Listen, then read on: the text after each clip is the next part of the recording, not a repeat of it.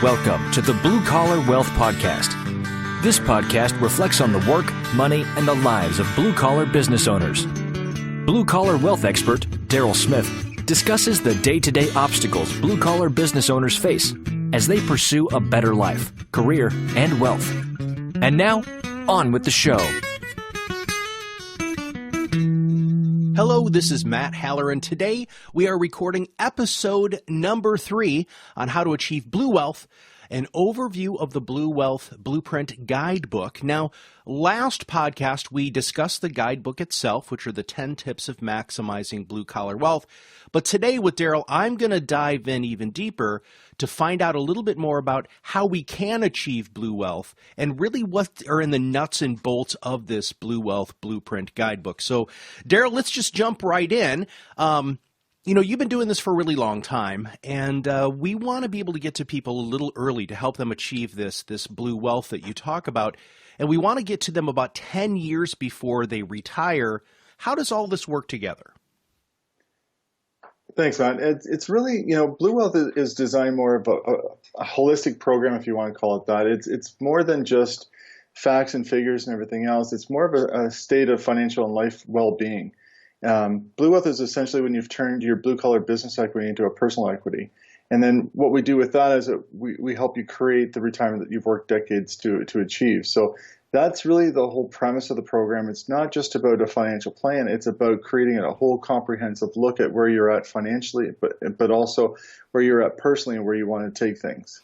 I love that you bring that up because most entrepreneurs like you or myself, we have a lot of personal identification in our business. It's part of who we are. And it makes me happy that you as a financial advisor help people realize how integrated both of those things are. But how can a blue-collar business owner move forward? And specifically, how does this program help the blue-collar business owner themselves? Now, what I've found is that the biggest stumbling block for a lot of business owners is the thing that holds them back the most is themselves. They spent decades building this business. They're a little hesitant to start to give up control of the business because they know once they do, there's really no going back, and they're changing really what their purpose is in life. And it's something that when you've got a routine and you've built this routine up for the last 10, 20, 30 years, it's a difficult transition, but they have to understand that they're really going towards something newer and potentially better than where they are right now. Mm-hmm. And so really that's what we're trying to do. We're trying to help them go through the whole emotional planning aspect of things. And then when they get through that, then we can look at the logical and the data parts of the planning. Well, Daryl, here's the thing, man. There are so many books. I mean, probably thousands of books on business succession planning. They talk about numbers, profitability. They talk about what the accounting and the legal parts and how to squeeze out, whatever you possibly can squeeze out during a sale. But why do you think there's so few business owners who can get through the whole process? Because one of the things that I was researching in preparation for the podcast today is how many deals go bad or deals don't go through because the business owner claws back because then they realize that, oh my God, I am actually retiring. Now what do I do? Yeah, that's right. A lot of these books and programs out there, what they do is 90% of it or more is focused on dealing with the technical part of the business succession plan. It's about, dealing with the lawyers and the accountants and the mergers and acquisitions and all these types of things. But what they've forgotten to do and take care of, first of all, is the human element. They need the business owner to really decide that that's what they really want to have happen. Because, like I said, a business is almost like a child, and you're giving up ownership of this relationship, and that's not something that it's an easy thing to do. Again, so where I try and start is always get to know the business owner first and foremost, and trying to find out what's truly important to them, and what they want to really see happen for the business, their family, and themselves, so they can enjoy the life that for as long as their health will allow. And that's the part that they forget. Mm-hmm. Is how much time they really have to enjoy the stuff, enjoy the fruits of their labor. A wise man once said to me that a lot of people spend all of their health to gain their wealth, and then in the second half of their life, they have to spend all of their wealth to get their health back. because they're not invincible, right? I mean, that's the kicker here. A lot of business owners think that they're going to live forever, just like my twin teenage boys do. It's amazing the risks that they'll take. And are you seeing the same thing as what I was just saying, that, business owners are really looking at themselves over 55 as invincible and never really going to stop? It's something similar to what teenagers are going through. One of the exercises I like to do with my clients is really just start off with a sheet of paper, and what we'll do is we'll list their age, then the age of all their family members, and it's important that they actually do this and not myself, because it will help them. Because once their ages are listed down, then I say, okay, well, put everybody's age down. 5 years from now, how old are they going to be? And 10 and 15, 20 years, and how old are they going to be? And the important part of that is that what they look at is they see this window. If they're in their mid 50s or 60s, this 10-year window or 20-year window that we're looking at, that brings them to their 70s and 80s. And not saying that they can't have quality of life at that point. It's just that they may not be able to do all the things that they want to do, or even have the desire to do that. Or again, that's when, the point you made about spending your health to achieve wealth. It does happen on the other end, where 5%, I think 50% of all your health problems will happen in the last 5 years of your life. Ooh. So it's really not quality retirement. Yeah. Oof. I'm sorry, I'm trying to let that sink in with everybody there, because I haven't heard that, Daryl. That's a little bit scary. It is. And that's why you have to look at big picture planning, and you have to decide, this is my age, this is how much time I really have left, and what am I going to do, and how am I going to enjoy my retirement? What are the parts of my retirement that I'm missing out on that I don't even think about? Mm-hmm. In the last podcast, you talked about the 3 phases of retirement. Could you go over them once again and really kind of unpack them and dive in? Sure. The 3 phases are important because people don't really seem to think that there's going to be problems when you're talking to them. There's the active, the semi-active, and the passive. And active is the stage that we all think about. That's the time we golf, garden, travel. We go on adventures and we don't have a second thought about it. We're in good health and we can enjoy ourselves. Semi-active, and these are not based on what your age is going to be, because a lot of it's based on mental attitude and physical abilities, but also how you take care of yourself.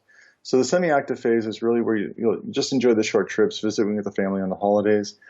You're not really interested in taking longer vacations, and in some situations people have personal support workers come in to help them out, or they'll have people take care of their lawns and their driveways and things like that. And finally, we get into the passive stage. And passive is really where you no longer take care of yourselves, and you may have to, or make your own decisions. And family may be, you rely on your family to take care of you, or you may be in a nursing home. That's really a part of your life, and that could be the last 10 to 15 years of your life. We don't know. I've had family members live into their 90s, but they didn't have quality of life the last 15 years of that. When you're planning, how do you break these out even more? So go back through active, semi-active, and passive. Now, are you, from a financial planning standpoint, how do you make the adjustments? I'm sorry, I'm trying to figure out how I want to frame this question, because it seems to me that there could be substantially different dollar figures going out during these 3 stages. So can you unpack that a little bit more for me, Daryl? Sure. In the active stage, that's the time where we don't want to go into retirement with any debt. We don't want mortgages, and unfortunately, that type of thing is happening. But in the first, say, 5 to 10 years of retirement, that's the time where we thought about, well, we'll do all this traveling, we'll have this fun, buy an RV, whatever the case may be. So there's going to be a huge outlay of cash for that point, and to enjoy ourselves. And that's got to come from somewhere, and it's got to be replenished somehow as well too. Because when we get into semi-active and passive, that's where costs can get a little bit higher. If you have a personal support worker coming in, that can be $25 per hour or more. We've got what's called critical care access, which is government-sponsored help. Difficult to get, and there's more and more pressure put onto the healthcare system every year. So we're going to have to start paying a lot of this out of our own pocket. Going into a nursing home, it's not unreasonable for an individual to spend $60,000 a year or more, and that cost is just going to keep getting higher and higher. So, we don't have all the time in the world. We don't have all the money in the world. We have to be intelligent with the decisions that we're making, and we have to look at that and say, okay, this window we have that we can enjoy our wealth, that we can have fun, it's not as big or unlimited as we think. We need to really look at that and decide, what do we want to do with our time? How do we want to spend our time with our family? And what are some of the things that we've been waiting to do that we just been putting off and putting off? So through these three active, semi-active, and passive stages of retirement, people start realizing more and more that their days are essentially numbered and they're not invincible, like the teenagers that we talked about before. But how can they work through these next steps psychologically, not necessarily from a number standpoint, because you've got that covered. I think what makes you unique and different is you're going to attack this from a mental and a psychological standpoint. Exactly. So I call that the three pyramids of planning, and in that, it starts off with the Blue Wealth Blueprint being the center and the focus of that, and that's kind of the guide that we're going to take through the planning process. But one of the things that people have to know is that when they're making decisions in life, a lot of times, you'll go through a planning or you'll have a conversation with somebody and you have to make a decision and something just doesn't feel right and you're not sure why, but it's not happening. And there's no follow through on that. And the reason being is that the decisions are being made in the wrong order. And I relate back to, all decisions are made both with logic and emotion, and they have to be done in the right order. Abraham Maslow provided us a framework for this with his Maslow's hierarchy of needs. And what he really talked about, it's about human motivation. What are the things that it's important to us, that are natural to everyone? And with Maslow, it starts off with psychological needs, and we get into safety, love and belonging, esteem, and self-actualization. So we can translate that that's the emotional side. So we have to look at our life from that perspective, and then in making the logical and financial decisions. There's a program that's been around for decades. It's called the Financial Planning Pyramid. It's not fancy. It's not overcomplicated software. It's really, really straightforward. But if you look closely, it actually follows along with Maslow's hierarchy of needs in a sense, because the first step of the Financial Planning Pyramid talks about protection needs. Whereas, in that on Maslow's side, it would be food, water, and sleep, and intimacy, where on protection would be talks about wills, emergency cash, insurance, and savings, and those types of things. So that progresses on the financial planning side to protection, security, accumulation, preservation, and distribution. So the blueprint really looks at both of these left and right brain issues and kind of ties it all together, because we can't go forward, and I said this at the beginning, we can't go forward with planning and business succession, those types of things won't happen because we're not dealing with the right side of the brain first. We have to deal with that and then work on the left side, which is the technical side. And believe it or not, the technical side's a little bit easier. Yeah, that probably surprises a lot of people that the technical side is easier because it's cleaner, right? The numbers add up. And, this does make a lot of sense because there's been time in my own career when I'm planning my own business and the planning didn't go like I wanted to, but I couldn't really figure out what was like the cog in the wheel that wasn't turning correctly. It was very strange. But it was a feeling. It wasn't something I could see on paper or really anything like that. So when you break this down even more, what are the areas of planning that you take into consideration aside from those big picture numbers and making sure that, the right column adds up to the left column? The list is a little long, Matt, but really it starts by having a clear understanding of what the individual's goals are and what their present financial situation does look like. But, we also have to take into consideration things like family dynamics, how they've made decisions in the past, who's involved in all the decisions, how the business has been managed in the past, and what they hope will happen in the future for their business. We look at what they've done in the past to protect themselves from litigation and lawsuits. What retirement cash flow will look like, what their needs are going to be. And that's how we start to convert their business assets into the personal assets. The goal is to retire within 10 years.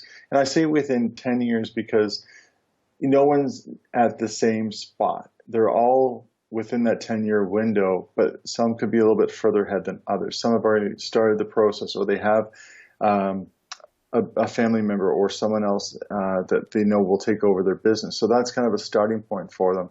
But again, it's still going to be a slower process because they may not be dealing with the right side of the brain stuff first. And that's where we kind of look at the big picture of things. With all of the financial implications and the planning implications, and you're talking about the psychological, considerations that you need to take into account in order to get this done and to really help people really achieve this blue wealth that we're talking about, how do you do all of this yourself? It seems like a lot. Well, I don't do it all myself, Matt, and because there are a number of professionals that have to be involved in the entire process. We talked about the lawyer and the accountant. There's financial advisors, insurance people, mergers and acquisitions. It could be mortgage brokers getting involved. There's a lot of professionals, and they each have their own specific skill. So we'll call those micro advisors. And really, what the Blue Wealth Program acts or looks to do is become a macro planner, the macro advisor. So what we'll do is we'll collect all that information and we'll look at all those different components, and we'll try to look at it in the sense that it's a big overall comprehensive plan, because it's very rare that all these people will sit at the boardroom table with the business owner at one time and say, let's put it all together, let's build this ideal plan. But with working with the business owner, what I'll do is I'll touch on all those different areas so that when we do meet with the accountant or we do meet with the lawyer, we're being very productive, because we've gone through the right side brain stuff, and now we're looking at the logical side and say, okay, here's the three things what we want to cover today, as opposed to where do we start? Accountants and lawyers work by the hour. They're happy to do that with you, but you're going to be frustrated because you haven't dealt with again, it always goes back to the right side of the brain stuff first. When that's done, the logical stuff is easy. But, we work as a macro advisor, and we try to look at the big picture for all the different plans that have to be developed for you. Well, thank you, Daryl, for your wisdom today. I greatly appreciate really unpacking the Blue Wealth Blueprint Guidebook, because it sounds to me like this is the foundation of everything that you do with your clients. And if you want to learn more about Daryl Smith and his organization, first off, go to synergylife.ca. You can there download the 10 tips to maximize blue collar wealth at, again, synergylife.ca/10 tips. But just go to the website. You guys can find it. So thank you very much for your time today. Everybody would like to achieve blue wealth, and now we're one step closer to making it there. Thanks, Matt.